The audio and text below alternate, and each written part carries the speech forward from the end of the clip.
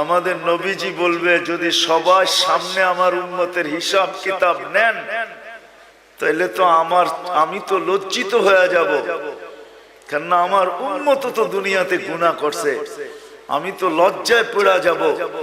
তো আল্লাহ জিজ্ঞাসা করবে তাইলে কিভাবে নিব? তো নবীজি বলবেন যে আমাকে নিতে দেন, আমি আলাদা ভাবে নেই।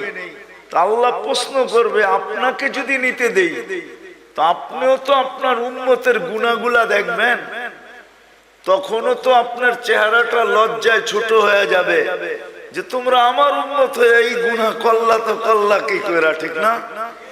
সত্য তো?